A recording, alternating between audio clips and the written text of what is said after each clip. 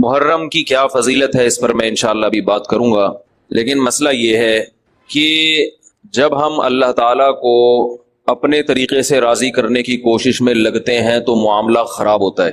اللہ تعالیٰ نے آسمان سے اپنے بندوں کی ہدایت کے لیے جو دین نازل کیا، وہ دین اللہ کی بندوں پر حجت ہے۔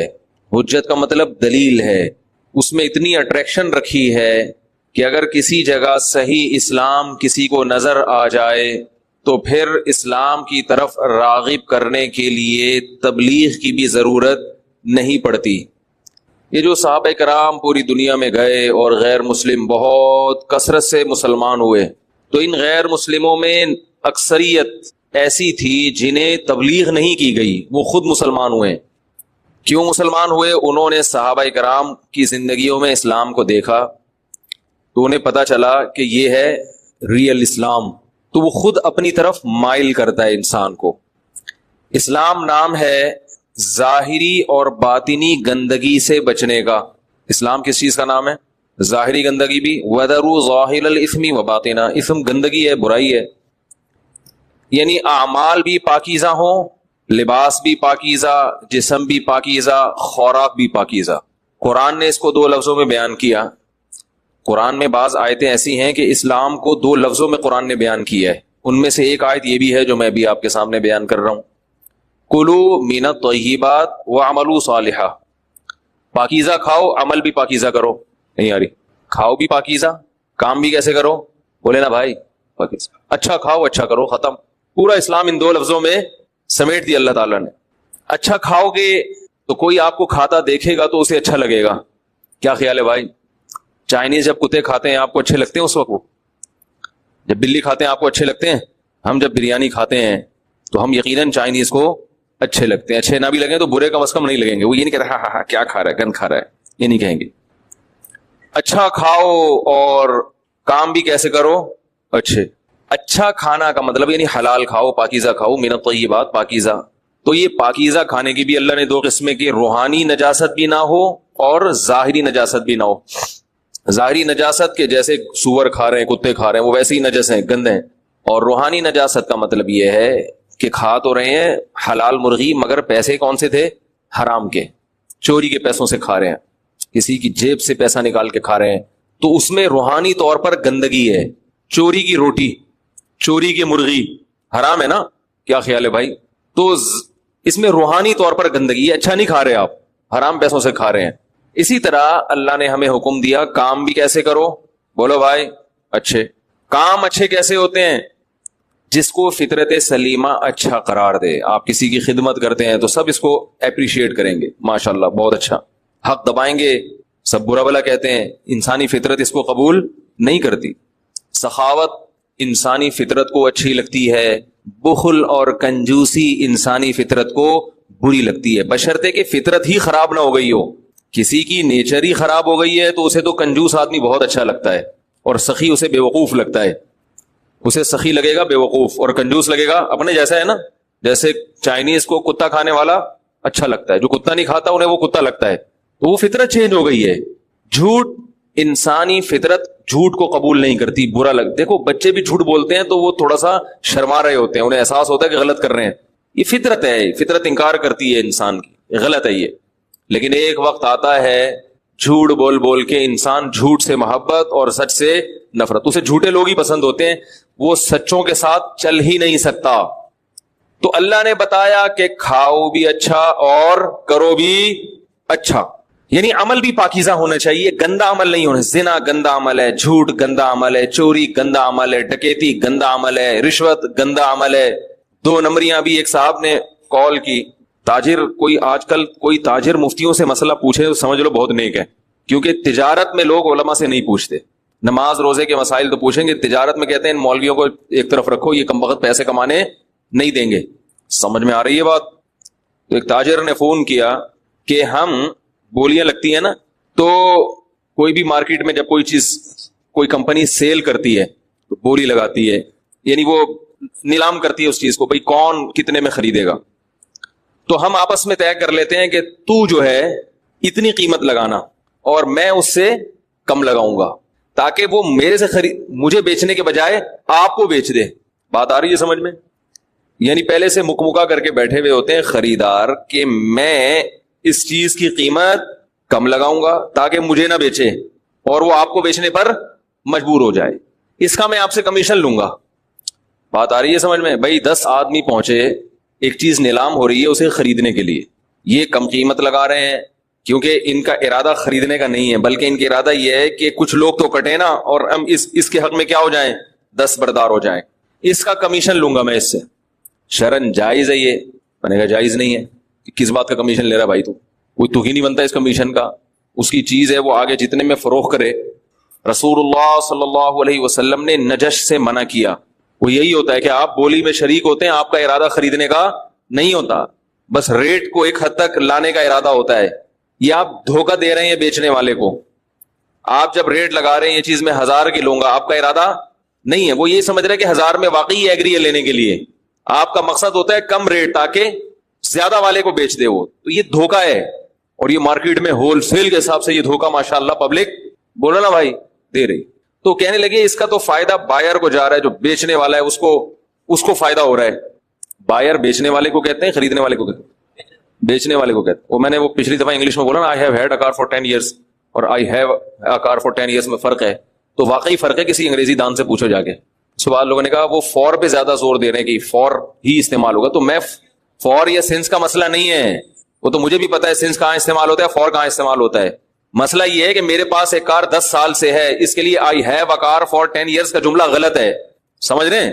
میرا جو فوکس کر رہا ہوں میں ہیو ہیڈ اور ہیو, یہ ہیو کے استعمال کو میں یہ مقصد کوئی شعبہ مجھے تو فارغ آدمی ہوں انگلش میں, لیکن میں بتا رہا ہوں کہ جو ہمارے بہت سے پڑھے لکھے بھی کیا ہیں, فارغ ہیں, یہ کہنے کا مقصد ہے. اور ان سسٹم کی وجہ سے, ایسا نہیں کہ لوگوں میں صلاحیت نہیں ہے, سسٹم بیڑا غرق کر رہا ہے, تعلیم ہے ہی نہیں. تو وہ فور پہ لوگ زور دے رہے ہیں, فور کے بجائے فور ہی آئے گا, سینس نہیں آئے گا. وہ تو مجھے پتا ہے سینس اور فور میں کیا فرق ہوتا ہے. مسئلہ یہ ہے کہ وہ ٹینسز کا استعمال نہیں آتا بہت سے لوگوں کو. آپ کو آتا ہے, جو بیان سن رہے ہیں ان کو آتا ہے, ان کے علاوہ کی بات کر رہا ہوں. تو جو بیچنے والا ہے نا, بیچنے والا, وہ کہہ رہے ہیں وہ تو پھر فائدہ لے جائے گا. اس کو کیا ہو جائے گا فائدہ؟ وہ تو پھر اپنی منہ مانگی قیمت پہ چیز بیچے گا. اس کو ہم منہ مانگی قیمت پہ بیچنے سے بچنے کے لیے یہ کرتے ہیں. تو بھائی اس کا حق ہے کہ وہ اپنی چیز منہ مانگی قیمت پہ بیچے. یہ آپ کو کس نے حق دیا کہ آپ اس سے یہ رائٹ چھینے؟ بھائی ظلم کی ڈیفینیشن یہ نہیں ہے کہ چیز مہنگی بیچ رہا ہے. ظلم کی ڈیفینیشن یہ ہے کہ جس کو اللہ نے جو حق دیا ہے آپ اسے وہ حق استعمال کرنے کا موقع نہ دیں. سمجھ رہے ہیں؟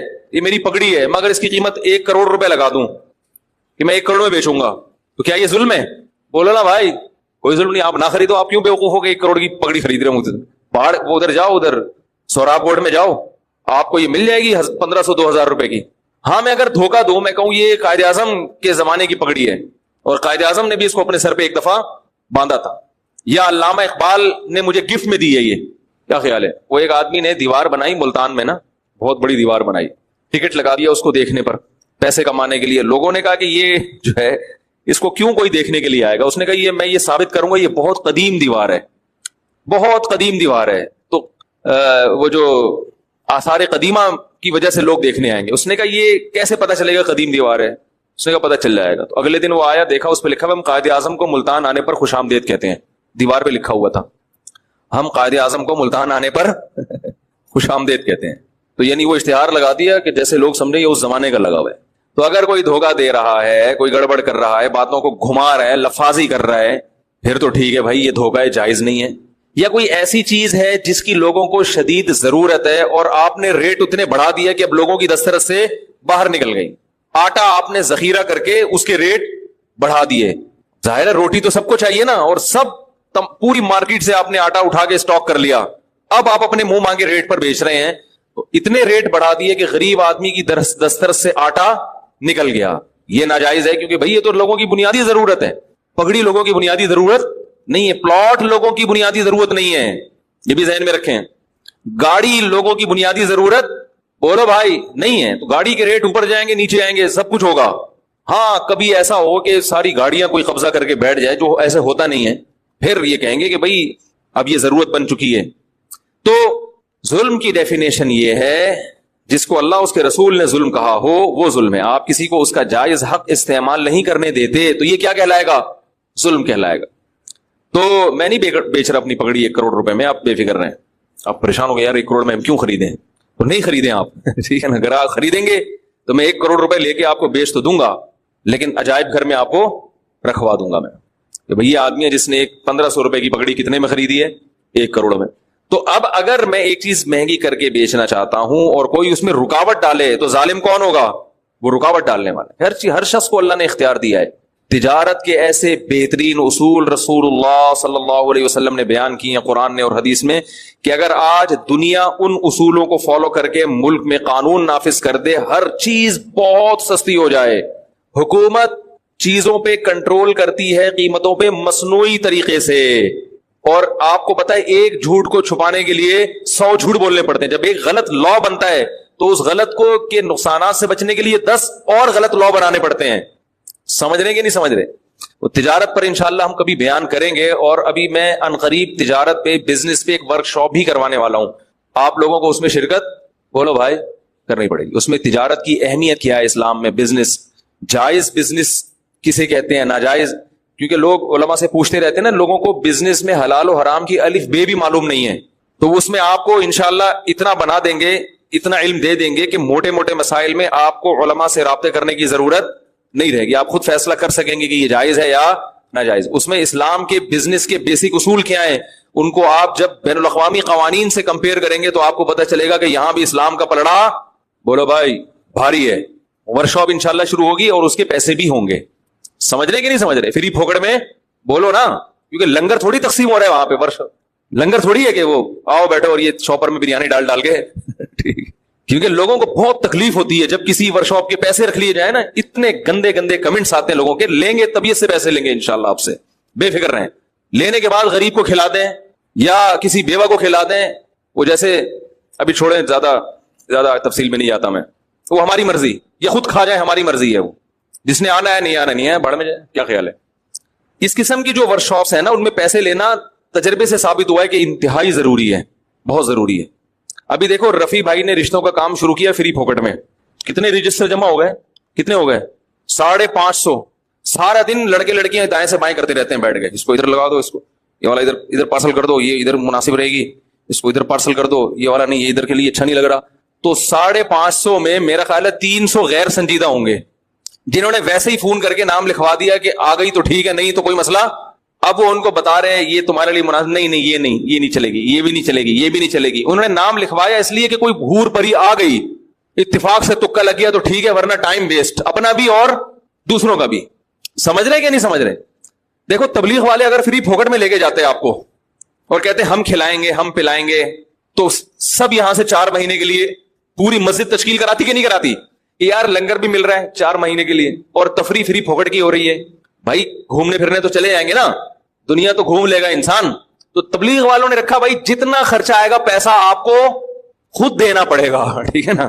کوئی ٹرسٹ نہیں ہے, کوئی انہوں نے ایسا ادارہ نہیں بنایا کہ جو لوگ تبلیغ میں جائیں گے تو ان میں جو غریب ہیں ان کے ساتھ تبلیغ والے تعاون کریں. نہ ادھار لے کے جاؤ پیسہ. وہ ایسے کلیکشن نہیں کرتے, وہ ایسے کرتے ہیں کہ آپ اس طرح سے کرتے ہیں کہ جماعت میں جب نکلے تو امیر صاحب کے پاس پیسے پہلے جمع کرا دو. ادھار کا نہیں رکھتے وہ لوگ. تو اس سے فائدہ کیا ہو رہا ہے؟ مخلص لوگ جا رہے ہیں. سمجھ رہے کہ نہیں سمجھ رہے؟ تو بے فکر رہے, اتنی زیادہ فیس نہیں ہوگی کہ آپ کوئی ہم اس کو بزنس ہی کا وہ بنا دیں, ایسا نہیں ہے. لیکن یہ بہت ضروری ہے. اس زمانے میں 2 چیزیں ہیں کہ ایک تو مسلمانوں میں بزنس کا رجحان کم ہو رہا ہے, یہ بہت خطرناک ہے. دنیا میں وہ شخص غلام تھا, غلام ہے, غلام رہے گا, جو ہر وقت کیا بولوں کہ میں پھر وہ زبان بھی میری جو ہے نا بعض دفعہ وہ بلاغت نہیں آتی اگر بہت تمیز سے بات کی جائے بعض دفعہ, تو بس سمجھے کہ اٹھائی گیری ہے. ہر وقت باس کی مکھن, اور جناب وہ ہر وقت جو آفسوں کا دفتروں کا ماحول ہے آپ دیکھیں نا جا کے کیا ہے. سوچ ہی نہیں بڑھتی انسان کی. ہمارے نبی نے تجارت کی. حضرت عثمان کیا تھے بولو بھائی؟ تاجر تھے. جتنے مالدار صحابہ ہمارے علم میں ہیں سب کے سب تاجر تھے. بعض لوگ اس پہ اشکال کرتے ہیں سارے تجارت کریں گے تو ملازمت کون کرے گا. جیسے ایک صاحب نے مجھ سے بھی سوال پوچھا کہ آپ کہتے ہیں اپنا مکان ذاتی مکان کے بجائے کرائے پہ رہ لو, وہ پیسہ کہیں اور لگا لو, تو جب سب کرائے پر لیں گے تو پھر کرائے پہ مکان ملے گا کہاں سے؟ اشکال سمجھ رہے ہیں بھائی؟ جب سب کسی کا ذاتی مکان ہی نہیں ہوگا مفتی صاحب کے بیانات سن کے, تو کرایہ دار کو گھر کہاں سے ملے گا؟ وہ بھی تو کسی کا ذاتی مکان ہی ہوگا نا جس میں کرایہ دار جا کے رہے گا. بھائی آپ ہی کی سمجھ میں نہیں آ رہا تو کیسے پھر جواب کیسے سمجھیں گے؟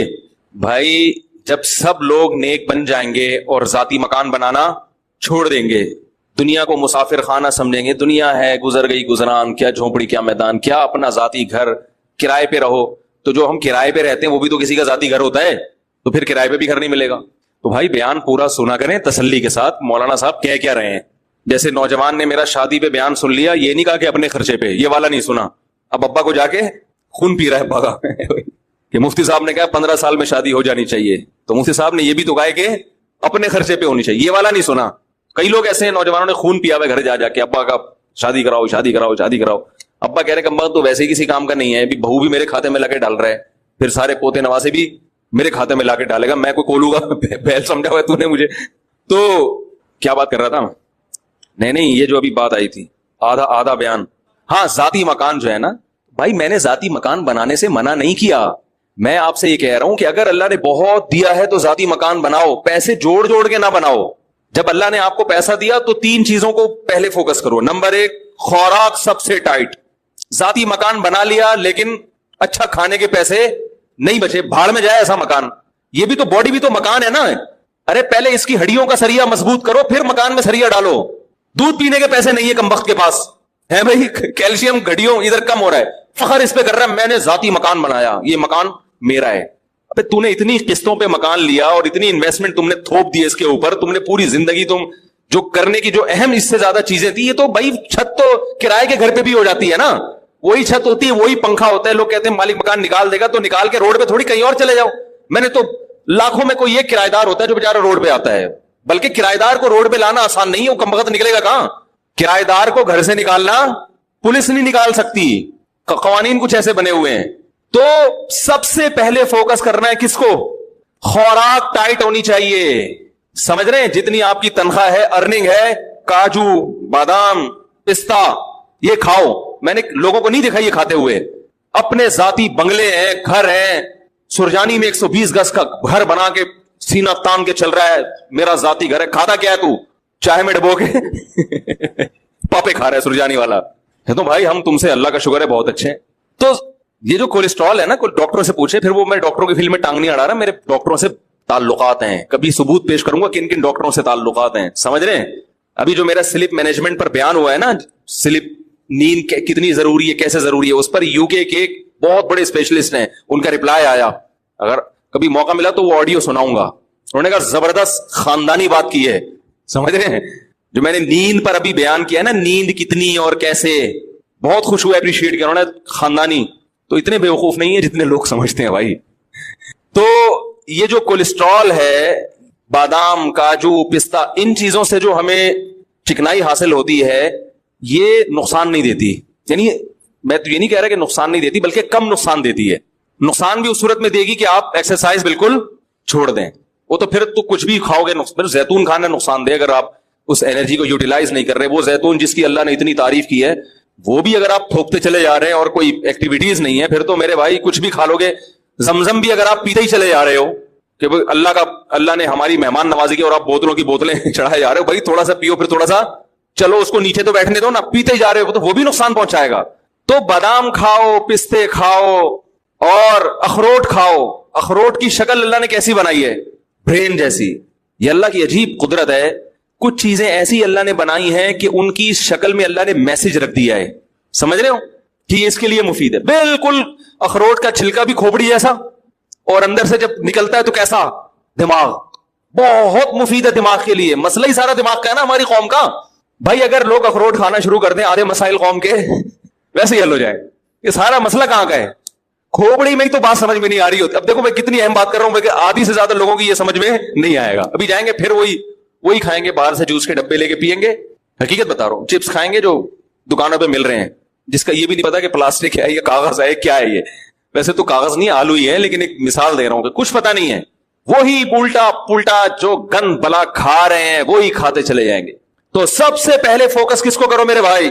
خوراک اچھی ہونی چاہیے, ٹائٹ ہونی چاہیے. اس میں لگاؤ پیسا. اگر گھر خریدنے کے پیسے نہیں بچتے, بولو کوئی مسئلہ نہیں ہے, پہلے یہ جو میرا گھر ہے نا, جس میں میری روح رہتی ہے, اس باڈی کا اسٹرکچر, اس پہ کنسٹرکشن کا کام کرنا ہے سب سے پہلے. بولو میں نے ٹھیکیدار کو ٹھیکہ دیا ہوا ہے, کہ یہ جو 5.5-6 فٹ کی باڈی ہے اس پہ کنسٹرکشن کا کام کر کے اس کو انسان کا بچہ بنانا ہے. دیکھنے میں کیا لگے یہ بیمار نہ لگے دیکھنے میں. ایک بیماری اللہ کی طرف سے ہوتی ہے بھائی, وہ تو پیغمبروں پر بھی ہوئی ہے. وہ تو جتنا اچھا کھاؤ گے. وہ بہاریوں میں ایک مثال مشہور ہے کہ جب انسان کی شامت آتی ہے تو اونٹ پہ بیٹھے ہوئے کو بھی کتا کاٹ لیتا ہے. حالانکہ اونٹ کتنا اوپر بنتا ہے, کتا وہاں تک پہنچ جاتا ہے. وہ تو اللہ کی قدرت ہے. لیکن ہمیں اپنے ہاتھوں سے اپنے آپ کو ہلاکت میں ڈالنے کا حکم تو نہیں ہے نا. میں لوگوں سے کہتا ہوں یار وہ تل کا تیل نکلواؤ جوڑیا بازار سے جا کے, اس میں کھانا پکا کے کھایا کرو, بہت ٹائٹ ہے صحت کے لیے. کرو ابے بھائی بہت مہنگا پڑے گا, لوگ مجھے کہہ رہے ہوتے ہیں. میں کہتا ہوں یہ جو اپنی گاڑی میں تو پیٹرول ڈال رہا ہے اس سے سستا پڑے گا. صحیح ہے نا, اس سے کیا پڑے گا. اور جب صحت خراب ہوگی, خدا کی قسم صحت مند آدمی رکشے میں چلے جائے وہ زیادہ اچھا ہے بنسبت اس کے کہ بیمار لینڈ کروزر میں جا رہا ہو. آپ کے نیچے لینڈ کروزر ہو, صحت ٹھیک نہ ہو, ہے لینڈ کروزر ہے اور کبھی بھی خطرہ ہے, مر سکتا ہے, ہارٹ اٹیک, شوگر, ہر وقت ہر چیز ناپ تول کے چل رہی ہے. گاڑی آٹومیٹک ہے, خود مینول پہ آئے ہوئے ہیں. گاڑی آپ نے کیا رکھی ہوئی ہے آٹومیٹک, خود کس پہ ہے, خود مینول. شوگر لیول کنٹرول اتنی کھانی ہے, ڈاکٹر نے کہا بھی پھر چیک کرنی ہے کہ نہیں ہے. تو گاڑی مینول ہو, خود کو جو اللہ نے ہمیں آٹومیٹک بنایا ہے, ہماری باڈی شوگر لیول کو خود ہی کنٹرول کرتی ہے کہ نہیں کرتی. زور سے بولیں, زور سے. بھائی جب تک شوگر کی بیماری نہیں ہوتی شوگر لیول خود ہی کنٹرول ہوتا ہے. جب تک کولیسٹرول کی بیماری نہ ہو کولیسٹرول لیول بھی باڈی خود ہی, دیکھو جوان آدمی گند والا بھی کھاتا رہے کولیسٹرول لیول پھر بھی کنٹرول میں رہتا ہے نا, باڈی خود ہی اس کو سیٹنگ پہ لاتی ہے. میٹابولزم اتنا اچھا ہوتا ہے, اندر کا جو سسٹم ہے کہ وہ فیٹ کو پیدا ہونے ہی نہیں دیتا. تو گاڑیاں پہ زیادہ زور ہے کہ یار مینول آٹومیٹک ہونی چاہیے, اور اپنی باڈی کو بیڑا غرق کر کے رکھا ہوا ہے. تو یہ دنیا کی محبت ہے, یہ دنیا کی محبت ہے. دیکھنے میں تو لگ رہا ہے دنیا کی, لیکن حقیقت میں دنیا کی محبت ہے یہ. تو اپنی باڈی پہلے کس پہ رکھو بھائی, جو اللہ کا نے بنایا ہوا سسٹم ہے. تو پہلے ٹھیکیدار کو ٹھیکہ دو, بولو بھائی یہ جو 5.5-6 فٹ کا انسان ہے نا اس پہ کنسٹرکشن کا, بچوں پہ بھی کنسٹرکشن کیا, ان کی تو گروتھ ہو رہی ہے نا. بچوں کو بھی کمبختوں کو گند بلا کھلایا جا رہا ہے, بس ذاتی گھر ہے. یہ کس کا گھر ہے بیٹا, اللہ کا بڑا فضل ہے کہ ہم کرائے کے گھر میں نہیں. اپنی زمین اپنی چھت اپنی ہی ہوتی ہے. اپنی چھت صرف قبر کی ہوگی, یاد رکھو, وہاں سے کوئی نہیں نکالے گا آپ کو. باقی یہ آپ کی اپنی نہیں ہے. اتنا پنکھوں سے دیواروں سے دل مت لگاؤ. سمجھ رہے ہو کہ نہیں سمجھ رہے. آپ کیسے کہتے ہیں باڈی بھی تو ختم ہو جائے گی, باڈی ختم ہو جائے گی یقیناً, لیکن باڈی اگر اچھی ہوگی تو ختم ہوتے ہوتے ایسے کارنامے کر کے جائے گی کہ اس کا ثواب اس کو قبر میں ملے گا. ذاتی مکان کا کوئی ثواب قبر میں نہیں ملتا. اس گناہ پر کوئی بھی دیکھا کہ آپ کے فرشتے آپ کا کوئی ایک گناہ معاف کر دیں, کہ ذاتی گھر میں رہتا تھا کرائے کے گھر میں, آپ کے ذاتی فرشتے کے چل نماز معاف کر دی میں نے تیری, ٹھیک ہے, ذاتی گھر میں رہتا تھا. تو سب سے پہلے کس کو فوکس کرنا ہے, آج محرم پہ بیان کرنا تھا, ادھر آگے آخر میں انشاءاللہ آ رہے ہیں محرم پہ. یہ بھی تو ضروری چیزیں ہیں بھائی, جو عمل تو کرو نا پہلے, جو اللہ نے اس کے رسول کی احکامات ہیں ان کو تو فوکس کرو. تو سب سے پہلے کس چیز کو فوکس کرنا ہے, بولو نا, خوراک. بادام کھاؤ, پستے کھاؤ, سے جان آئے گی, طاقت آئے گی, اچھا والا کولیسٹرول پیدا ہوگا, ٹھیک نا. There are 2 types of cholesterol, گندا والا, اور دیکھو ڈاکٹروں کی زبان اپنی ہوتی ہے نا, وہ تو کولیسٹرول کی قسم, ہم لوگ نے اس کو آسان کیا, اچھا والا گندا والا. کبھی کولیسٹرول چیک ہو نا, ڈاکٹر رپورٹ دیکھے کسی مریض کی, تو وہ یہ والا آپ کا بڑا ہے. میں ان سے کہتا ہوں ڈاکٹر صاحب ہمیں دیسی زبان میں اچھا والا بڑا ہے کہ گندا والا بڑا ہے, ہمیں دیسی زبان میں بتاؤ بھائی. تو دوسری چیز جس کو فوکس کرنا ہے بہت زیادہ, سواری.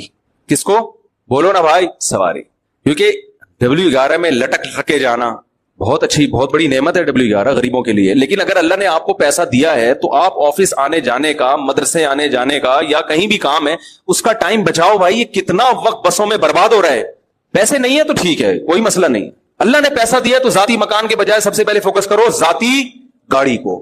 بائک اچھی رکھو, زیادہ پیسے دے دیے تو گاڑی اچھی رکھو. سمجھ رہے, میں نے اللہ کا شکر ہے ہمیشہ خاندانی بائکیں استعمال کی ہیں. GTO 125, اس کے بعد پہلے ہونڈا 125 پہ آیا, کیونکہ اس سے اچھی بائکیں ہمارے ہیں وہ پھر بہت ہی ہیوی ہو جاتی ہیں, اس سے بہتر پھر آدمی گاڑی لے لے. اس کے بعد پھر GTO 125 کاواساکی, نام سنا ہوگا, آج کل مارکیٹ میں ہے نہیں. کیونکہ میرا لانگ روٹ تھا, مجھے بہت دور مدرسے جانا پڑتا تھا. میں نے کہا یار CD70 میں بیٹھے بیٹھے 70 کلومیٹر کی میری ڈرائیو تھی روز کی, یعنی گھر سے جامعہ, جامعہ سے گھر 35 کلومیٹر تھا, گھر سے جامعہ. تو بھائی اس میں آدمی جائے تو تمیز سے, یار کوئی مزہ تو آئے جانے میں. تو اچھی بات, لوگ مجھے دیکھتے تھے اس کو مولوی کے شوق دیکھو. میں نے کہا ہم جس مولوی سے بیٹھے ہیں اس کے شوق دیکھو گے تو یہ شوق بھول جاؤ گے. کیونکہ ہم جس بزرگ سے بیٹھ تھے ان کا بھی ذاتی گھر نہیں تھا, گاڑی انہوں نے کویت کے شہزادے سے خریدی تھی. ذاتی گھر بولو بھائی نہیں بنا, کرائے کے گھر میں رہتے تھے. انہوں نے کہا پہلے گاڑی تو ٹائٹ ہو جائے. وہ کس سے خریدی تھی, کویت کے शहजादे से। ऐसी गाड़ी के आदमी बैठे तो बोले यार इससे उतरो नहीं, बस चलो बस, आप इतनी महंगी ना खरीदें। ठीक। तो सवारी अच्छी, नबी सल्लल्लाहु अलैहि वसल्लम ने इरशाद फरमाया 3 चीजों में नहुसत है, यानी वो बुरी निकल आए तो जिंदगी बर्बाद। बीवी, घर और सवारी। घर में नहुसत का क्या मतलब ये बताता हूं। ये 3 चीजें खराब निकल आए ना तो आदमी की ऐसी की सवारी अच्छी नहीं है। आप ऑफिस जा रहे हो, यूनिवर्सिटी जा रहे हो पढ़ने के लिए, पढ़ाने के लिए, पहुंचते पहुंचते आपके जहन की फ्रेशनेस की ऐसी की तैसी हो चुकी हो। कंडक्टरों की गालियां, पुराने गाने हैं भाई, वो भी स्पीकर आपके, भाई ड्राइवर की मर्जी जोर से गाने लगा दे। गाने सुनना हराम है ना जायज है, एक बात कर रहा हूं कि जिनको पसंद है उनकी बात कर रहा हूं। इधर लगा दिया, कुछ भी लगा दिया, और एक दर्द सर। फिर जब उतरोगे तो मोबाइल गायब। आप गए 3 पीस सूट में, टाई में, कपड़ों की इस तरीके ऐसी की तैसी। फिर वो जो बस वाला जो जहनी कोफ देता है बिला वजह गाड़ी को रोक के, कुछ पता नहीं, निकले तो टाइम पे थे, अब पहुंचेंगे कब ये हमें मालूम नहीं है।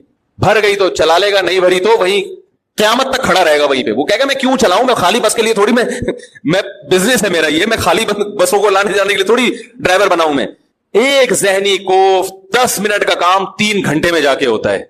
लेकिन लोग कह रहे हैं मेरा जाती घर है, जाती घर है मेरा। तो इतनी टेंशन तुम रोज ले रहे हो, रोज। तो दूसरे नंबर पे पैसा किस चीज पे खर्च करना है भाई, और पहले नंबर पे जो चीज बयान करनी थी वो मैंने की नहीं, इसलिए कि उसकी जरूरत हर एक को होती नहीं है। जैसे हदीस में आया है, अच्छी बीवी। अगर ज्यादा पैसा खर्च करके अच्छा रिश्ता मिल रहा है, खर्च कर दो। अच्छे रिश्ते का इंकार, बाज दफा मेहर ज्यादा बोल दिया लड़की वालों ने, अब आपके पास पैसे है नहीं, मेरा अब घर को बेचो फौरन, पहली फुर्सत में किराए पे आ जाओ। अच्छी बीवी मिल जाए, खुदा की कसम ये अपने घर से करोड़ा गुना, बोलते क्यों नहीं, बेहतर है। वो जो आपको सुकून देगी वो जाती घर में सुकून से करोड़ा गुना पे। कितने लोग हैं जाती घर में रह रहे हैं, बेगम की वजह से डिप्रेशन के मरीज, हार्ट अटैक हुआ, मर गए। नबी सल्लल्लाहु अलैहि वसल्लम ने फरमाया अल्लाहुम्मा इन्नी अऊज़ु बिका मिन इम्राअतिन तुशय्यिबुनी क़ब्ल अल मशीब। ऐ अल्लाह ऐसी औरत से पनाह मांगता हूं जो बुढ़ापे से पहले बूढ़ा कर दे। पता ये चला कि अल्लाह ने औरत को ये पावर दी है, ये ताकत दी है कि आपको बुढ़ापे की तभी उम्र के पहुंचने से पहले पहले क्या करते वो, ये अल्लाह ने सलाहियत दी है। खवातीन की तारीफ कर रहा हूं मैं, बड़ी बड़ी अल्लाह ने खवातीन को सलाहियतें दी हैं, जिनमें एक सलाहियत ये भी है कि आपकी जवानी, बुढ़ापे की उम्र 60 साल थी, रिटायरमेंट की उम्र 60 साल थी, उसने 40 साल में आपको रिटायरमेंट के काबिल बना दिया, मेंटली रिटायर कर दिया उसने। आप ऑफिस में जाके आपने इस्तीफा दे दिया, भाई 60 साल तक मैं इंतजार, बोलो ना भाई नहीं कर सकता। तो इस चीज पे पैसा खर्च करो, समझ रहे हो कि नहीं। अपनी औलादों के लिए भी अच्छा रिश्ता मिलता है, रिलेशन बनता है भाई निकाह से, इस पे पैसा खर्च करो। करते ही नहीं। अभी देख लो ना, वो मैंने पहले एक साहब के जिम्मे लगाया रिश्ते कराने का ना, उन्होंने 10,000 रुपए फीस रखी, मेरा उसमें कोई वो नहीं था भाई। मैंने कहा आपकी मर्जी, फ्री में कराओ, कमीशन लेके कराओ, मेरी बला से, ये आप जानो, मेरे पास टाइम नहीं है रिश्ते कराने का। उन्होंने 10,000 रुपए रख दी फीस। उन्होंने कहा अगर कोई एक्स्ट्रा ऑर्डिनरी अच्छा होगा तो 1 लाख रुपए लूंगा। उनकी मर्जी, जैसे जो चाहे करे वो।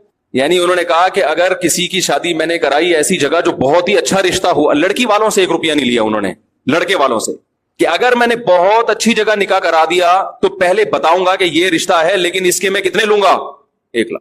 तो उन्होंने जो मुझे रिपोर्ट पेश की, ऐसे ऐसे कंजूस कमबख्त जिनकी आमदन है 1 लाख रुपए कमा रहे हैं महाना, उन्होंने कहा 1 लाख हम देने के लिए तैयार, हालांकि रिश्ता बहुत अच्छा, उनको पसंद भी आ गया।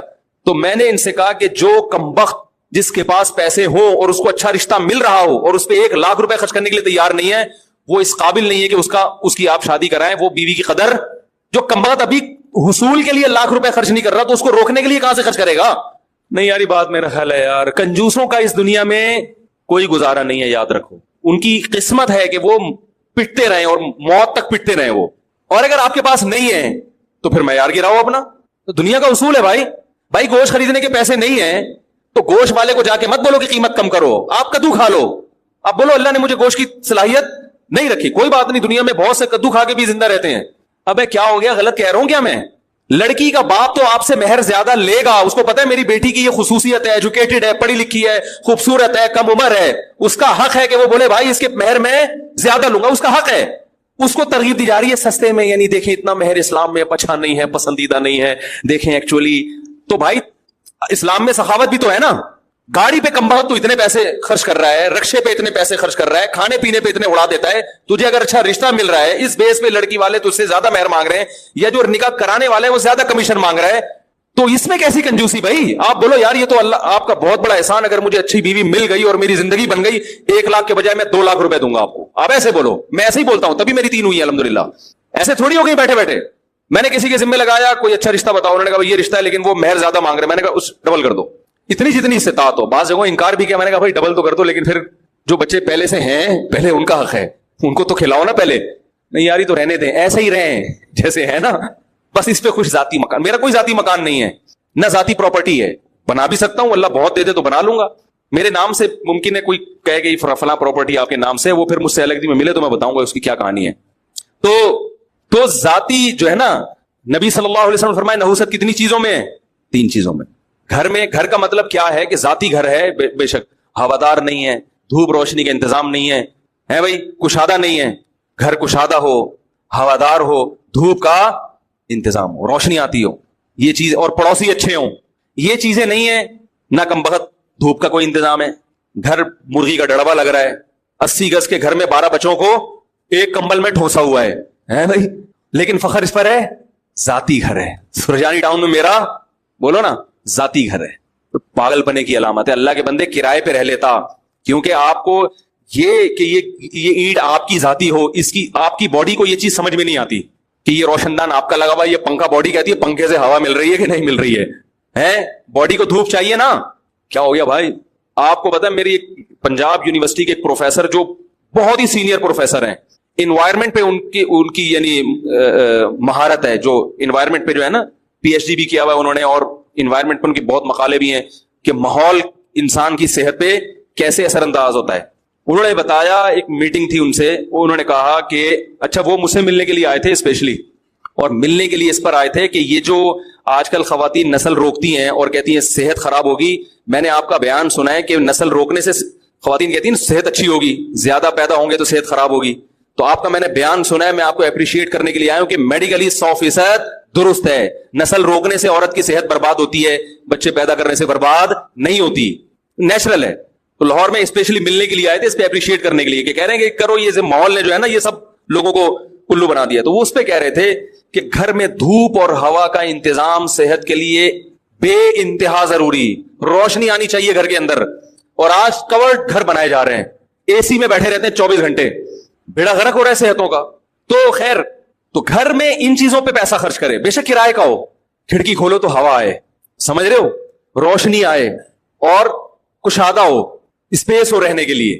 تو یہ پڑوسی اچھے ہوں، یعنی ماحول اچھا ہو ارد گرد کا. ایسا نہ ہو ایسے ایریا میں رہنا شروع کر دیا کہ بچے آپ کے چور بن رہے ہیں. سارا دن وہ پڑوسی بھی کہ ابا چرس پیتے ہیں، وہ اس کے ساتھ جو پڑوسی رہتا ہے وہ ان کی بیٹی گھر سے بھاگی ہوئی ہے، پتہ ہی نہیں 1 ہفتے سے کہاں ہے. ادھر والے جو پڑوسی ہیں ان کی بیگم ابھی تک واپس نہیں آئی. تو ان چیزوں کا اثر کس پہ پڑتا ہے بھائی؟ آپ کی اولاد پہ پڑے گا نا. جب بچوں کو پتا چلے گا، آپ کی بیگم کو پتا چلے گا وہ تو ابھی تک واپس نہیں آئی، تو کوئی اتنا بڑا مسئلہ نہیں، میں 3 دن میں آ جاؤں گی، ٹھیک ہے نا، میں تو پھر بھی ان سے اچھی ہوں. تو یہ سب چیزیں کیا کرتی ہیں؟ آپ کے گھر کے ماحول کو خراب. نیک لوگوں میں رہنا چاہیے، اچھے لوگوں میں، پڑھے لکھے لوگوں میں، اس کی بڑی ویلیو ہے، اس کا بڑا فائدہ ہوتا ہے. سخی لوگوں میں رہنا چاہیے کہ آپ کو کوئی پریشانی ہو تو وہ آپ کے کام آ سکیں. سمجھ رہے ہیں کہ نہیں سمجھ رہے ہیں؟ تو پہلے پیسہ خرچ کریں کھانے پہ، اچھی بیوی، اور پھر جب اچھی بیوی مل جائے اس کو روکنے کے لیے بھی اس پہ پیسہ خرچ کریں. کنجوسی کی وجہ سے اگر آپ کی بیوی آپ سے بھاگ گئی تو یہ آپ کا ذاتی گھر، یہ آپ کے کچھ کام نہیں آئے گا. تو اگر کرائے پہ رہ لیں لیکن بیگم سے کہیں کہ بیگم اچھا کھائیں گے، اچھا پہنیں گے، اچھی سواری رکھیں گے، سوئٹزرلینڈ جائیں گے گھومنے کے لیے، پھر اگر پیسے بچ گئے ذاتی گھر بھی بنا لیں گے. بیگم کو یہ باتیں سمجھ میں آئیں گی نہیں، لیکن انشاءاللہ اس پر عمل کریں گے، ریلیشن کیا ہو جائے گا؟ بولو نا بھائی. اچھا اگر ذاتی گھر بنا لیا، نہ اچھا کھلا رہے ہیں نہ اچھا پہنا رہے ہیں، تو وہ 3-4 دن تک تو اس کو احساس ہوگا میرا ذاتی گھر ہے، اس کے بعد وہ یہ بھول جائے گی، ٹھیک ہے نا. پھر روز روز لڑائیاں ہوں گی، کمبخت ڈبو کے مفتی صاحب کا بیان سن لیا، بٹ ڈبو کے کھانے کا اپنا مزہ ہے، ٹھیک ہے نا، اسی پہ ٹرخا رہا ہے. نہ علاج کے پیسے ہوں گے نہ تعلیم کے پیسے ہوں گے. تو 3 چیزوں پہ خوب پیسہ خرچ کرو، خوراک اور شادی پہ خرچ کرو پیسہ، اور سواری اچھی ہونی چاہیے، اور گھر اچھا کا مطلب بے شک کرائے کا ہو مگر کھلا ہوادار. اس کے بعد اگر آپ کی بچت ہے تو بھی میں اس سے پہلے ایک اور چیز کہتا ہوں کہ ذاتی گھر بنانے کے بجائے وہ پیسے سے پراپرٹی خریدو بیچنے کے لیے. سمجھ رہے ہو؟ اس میں پروفٹ زیادہ ہے. بڑے بڑے تاجر ہم نے دیکھے کرائے پہ رہتے ہیں، جتنا پیسہ گھر کے میں وہ تجارت میں انویسٹمنٹ کرتے ہیں، کہتے ہیں اس سے ڈبل کر لو بھائی، کیونکہ گھروں کی قیمتیں اتنی اسپیڈ سے نہیں بڑھتی جتنی प्रॉपर्टी से प्रॉफिट आना शुरू होगा तो आपने जो डिफेंस में 1000 गज का बेहतरीन बंगला किराए पर लिया हुआ है, तो 2 बंगले रेंट पर ले लो आप और उन्हें मिला के फुटबॉल का मैदान बना दो। एक मिसाल दे रहा हूं, कोई हकीकत ना समझे इसको, यानी उससे भी लग्जरी घर ले लो आप रेंट पर, समझ रहे हो। और जब कोई गुर्बत का ताना दे, हाय तुम तो सारी जिंदगी अपना प्लॉट नहीं बना, अपना मकान नहीं बना सके, लोग इस गुर्बत के ताने से भी डरते हैं, तुम तो रेंट पे रहते हो, आप बोलो मेरे बहरिया टाउन में 10 प्लॉट हैं, ज्यादा फ्री होने की जरूरत नहीं है। और तुमने चूंकि जाती बंगला खरीद लिया, तुम्हारे पास कोई प्रॉपर्टी नहीं है। मेरे पास अल्लाह का शुक्र है प्रॉपर्टी बहुत है, आओ कभी दिखाऊंगा आपको, बताओ कितने पैसे चाहिए। क्योंकि जो तिजारत करता है ना, उसके माल में अल्लाह बरकत देते हैं। और अगर आप समझते हो उस वक्त आपके तो नहीं मुझे प्रॉपर्टी नहीं, मुझे जाती घर चाहिए, तो जाती घर बना लो। क्या ख्याल है भाई? या इतना अल्लाह ने दिया कि प्रॉपर्टी का कारोबार भी चल रहा है और जाती घर भी, तो दोनों काम कर लो। इस स्टेज पे आके मैं लोगों को जाती घर से मना बोलो ना, नहीं, तालीम भी अच्छी दे दी, खा भी अच्छा लिया, बुनियादी बेसिक तमाम जरूरतें पूरी हो गई, तो फिर चलो यार अपनी दीवार हो जाए तो बहुत अच्छा है, अपना पंखा अपनी दीवार, एक थोड़ी सी खुशी रहेगी, मेरा जाती घर है। लोग कहते हैं बच्चे, तो बच्चों का मसला नहीं होता, बच्चों का तो फौरन बिकता है सब प्रॉपर्टी, वो यानी जो जाती मकान है ना बिक जाता है, वो बच्चे नहीं रह सकते, शादियां होंगी उनके, वो इतने घर में कैसे सारे ठुसेंगे, सब अलग अलग होंगे, वो मकान बेच के बल्कि फड्डे होंगे। तो वो प्रॉपर्टी को बेचना आसान होता है, मकान को बेचना मुश्किल। बच्चों को बोलो प्रॉपर्टी बनाती मैं मर रहा हूं, तो जिसको जो घर चाहिए होगा प्रॉपर्टी में से हिस्सा निकाल के सुरजानी टाउन में 80 गज का, समझ रहे हैं, खरीद लेना। और चाहो तो उसी स्टाइल में जिंदगी गुजारना जैसे शाहाना मैंने जिंदगी गुजारी है। नहीं यार ये तो रहने दें, जैसे चल रहे हैं वैसे ही चलते रहें। तो यहां तक है। तो बात ये चल रही थी, कहां से बात थी भाई? नहीं, ये जो बात शुरू हुई थी यार, ये बात कहीं और से यहां आई थी। एक सारे तिजारत करेंगे, हाँ, तो इस पे बात आई थी कि सारे तिजारत करेंगे तो मुलाजमत कौन करेगा। तो भाई हर आदमी की समझ में ये चीजें आती नहीं है, अल्लाह ने कुछ बेवकूफ लोग भी दुनिया में पैदा किए हैं। क्या ख्याल है? तो वो करेंगे, सही है ना, वो करेंगे। और बेवकूफी की तादाद हमेशा दुनिया में ज्यादा रहती है। अलबत्ता ऐसी मुलाजमत जो किसी विजन का हिस्सा हो, यानी कोई बड़ा विजन हो, आपके बॉस का विजन बहुत बड़ा है, इंसानियत की खिदमत है, मुल्क और कौम की खिदमत है, उसके यहां मुलाजमत करना दुरुस्त है। क्योंकि वो फिर मुलाजमत बराए मुलाजमत, जैसे दीनी मदारिस के उलमा ये मुलाजिम ही होते हैं, मगर मदरसे का एक विजन होता है, उस विजन की तकमील के लिए जाहिर है मुलाजमत भी करनी पड़ेगी ना वहां बहुत से लोगों को। पाक फौज में अगर सारे फौजी मुलाजमत छोड़ दें आर्मी में कि हम सारे बिजनेस करेंगे, तो मुल्क का हो गया बेड़ा गर्क। तो एक बड़ा विजन है कि मुल्क का दिफा करना। तो ऐसे जो बड़े बड़े विजन होते हैं, उस विजन की तकमील के लिए उसके लिए मुलाजमत इख्तियार करना, इसमें कोई टीचर है, टीचिंग की मुलाजमत भी ठीक है मैं कहता हूं, इसलिए कि मुल्क में तालीम को फरोग देना, इल्म को फरोग देना, यह जाहिर है टीचिंग के बगैर मुमकिन नहीं है। तो बड़े बड़े साइंटिस्ट हैं, ये अगर यूनिवर्सिटियों में टीचिंग करना छोड़ दें तो ये तो जाहिल हो जाएंगे ना सारे। तो ऐसी मुलाजमत जिसमें मुलाजमत करने से कोई कौम की बहुत बड़ी खिदमत हो रही है, वो तो ठीक है। हाँ, ये ऐलान कर दूं, हाँ ठीक है। तो कहां से बात शुरू हुई थी, जल्दी से समेट के खत्म करते हैं। नहीं, मुहर्रम से तो शुरू हुई थी, ये यहां कहां से आया मैं? इस्लाम ने, हाँ, 2 लफ्जों में इस्लाम को डिफाइन किया है कि कुलू मिनत तय्यिबात, पाकीज़ा खाओ और अमल भी पाकीज़ा करो। तो जो असल बात में ये मुहर्रम ही के हवाले से ये आयत का मैंने इंतखाब किया था कि जब आप पाकीज़ा काम करेंगे और पाकीज़ा खाएंगे तो इससे आप लोगों को अच्छे लगेंगे और लोगों का दिल चाहेगा कि आप जैसे बन जाएं। समझ में आ रही है बात? एक मिसाल देता हूं।